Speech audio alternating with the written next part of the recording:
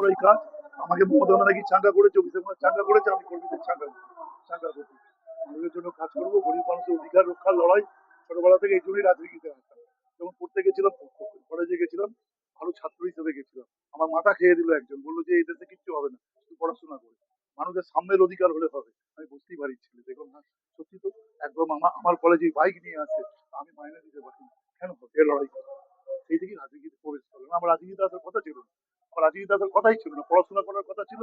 পড়াশোনা করতে গেছিলাম, গিয়ে এক ভদ্রমহিলা, তিনি আমার মাথা খেয়ে দিলেন, এমন ভাবে বললেন, অধ্যাপিকা, আমার মাথা পুরো ভিজে গেল। সেই তো মানুষের রাজনীতি করতে এসেছি, রাজনীতি নিয়ে মানুষের সুবিধা, মানুষ সেবা করাটা মানুষের কাজ।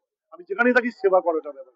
আমরা আজকে একটা স্লোগান শুনতে পাচ্ছি, ধর্ম যার যার উৎসব সবার, কিন্তু রাজারহাট নিউটাউন বলছে ধর্ম যার যার তাপস চ্যাটার্জি সবার। ধর্ম যার যার, দল যার যার, তাপস চ্যাটার্জি সব দল যার যার।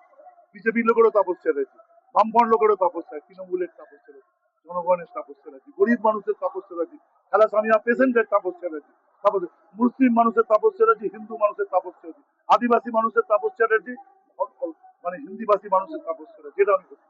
আর একদম আর এক সাইডে গরিব মানুষ, তার তাপস চ্যাটার্জি, তাপস চ্যাটার্জি। অ্যাম্বুলেন্স চলবে, এত অ্যাম্বুলেন্স করবো না, মানুষ অ্যাম্বুলেন্সে গিয়ে বলবে যে বিষয়টা করবো। অলরেডি 6খানা অ্যাম্বুলেন্স করেছি, আমার এমএলএ রাখছে, আরো একটা দুটো হবে। দেখবেন দেখবেন মানুষ যেন বিষয় করে শক্তি দিন মানুষকে। আমি নীললোভী মানুষ, আমি নীললোভী মানুষ। আমার আমার কাজ মানুষকে সেবা করা। ভগবানকে ফুল দিয়ে পুজো দিলেই পুজো করা হয় না, মানুষের সেবা করাটাই আমার জীবন।